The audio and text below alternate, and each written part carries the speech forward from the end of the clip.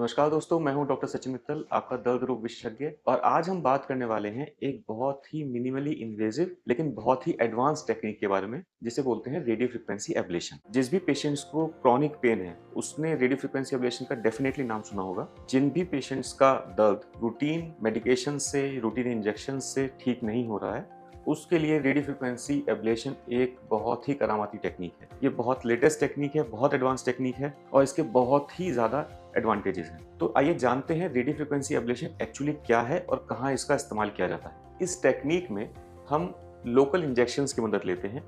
Local anaesthesia देके एक particular भाग को सुन किया जाता है। उसके बाद एक लंबी लेकिन बहुत ही पतली निडल के माध्यम से उस जगह पर जहाँ से पेन ओरिजिनेट हो रहा है, उस निडल को वहाँ पर प्लेस किया जाता है।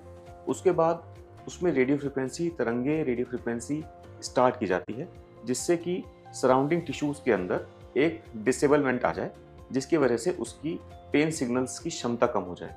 रेडियो फ्रीक्वेंसी के दौरान एक पर्टिकुलर टेम्परेचर जो कि ऑलमोस्ट 42 डिग्री के आसपास होता है, उस टेम्परेचर तक नर्व को पहुंचाया जाता है, हीट किया जाता है, जिसकी वजह से नर्व पार्शियली टेम्परेरी डिसेबल हो जाती है। ये टेक्निक जब हम परमानेंट क्योर के लिए यूज़ करते हैं तो इसका टेम्परेचर बढ़ा के 80 डिग्री तक पहुंचाया जा सकता है, जिसकी वजह से नस या नर्व ऑलमोस्ट परमानेंटली डिसेबल हो जाती है। आजकल एक नया तरीके आ रहा है जिसे कूल्ड आरएफ बोलते हैं, क्रायो एब्लेशन।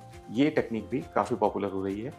इसमें नस को लगभग -80 डिग्री तक ठंडा किया जाता है, जिससे कि नस का पेन कैरिंग सिग्नल्स कमज़ोर हो जाते हैं और ब्रेन तक वो सिग्नल नहीं पहुंचते। अब बात आती है कि रेडियो फ्रीक्वेंसी यूज़ कहाँ कर सकते हैं। किसी भी तरह के जॉइंट पेन्स जो क्रॉनिक हैं, जैसे नी आर्थराइटिस, शोल्डर पेन, बैक एक, लोअर बैक एक, जिसमें डिस्क प्रोलैप्स है, नर्व कंप्रेशन है, अगर ऐसी कोई दिक्कत है, जैसे ट्राइजेमिनल न्यूरैल्जिया में गैसेरियन गैंग्लियन आता है, उसमें भी रेडियो फ्रीक्वेंसी का बहुत ही अच्छा रोल है। रेडियो फ्रीक्वेंसी टेक्निक किन पेशेंट्स में हम कर सकते हैं? जिन पेशेंट्स को एक कंजर्वेटिव थेरेपी के साथ रखा गया है, मिनिमली हमने उसको पेन किलर्स दिए हैं, इंजेक्शंस लगा के देखा है, लेकिन फिर भी पेन उसका नहीं जा रहा है, पेन का ड्यूरेशन लंबा हो चुका है, 6 से 8 महीने से पेन से परेशान है, लेकिन किसी भी टेक्निक से पेन रिलीफ नहीं हो पा रहा है, वो पेशेंट रेडियो फ्रीक्वेंसी के लिए जा सकता है।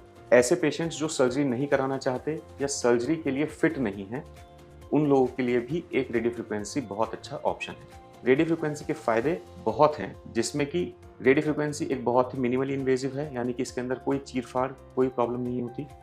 दूसरा, बहुत क्विक है, इमीडिएट रिजल्ट्स आते हैं, पहले दिन या दूसरे दिन आपको रिजल्ट्स मिलने महसूस हो जाते हैं। डे केयर प्रोसीजर है, डे केयर का मतलब आप शाम को या अगले दिन अपने घर जा सकते हैं और नेक्स्ट डे से आप ऑफिस रिज्यूम कर सकते हैं। चौथा, permanent, almost permanent cure of your chronic pain. तो दोस्तों, ये था रेडियो फ्रीक्वेंसी के बारे में जानकारी। आशा करता हूँ ये जानकारी आपके लिए और आपके साथियों के लिए जो क्रॉनिक पेन से जूझ रहे हैं उसमें हेल्प करेगी। ये वीडियो अगर आपको अच्छा लगा हो तो इसे लाइक करें। ऐसे ही अद्भुत जानकारियों के लिए जुड़े रहें मेरे चैनल के साथ। नमस्कार।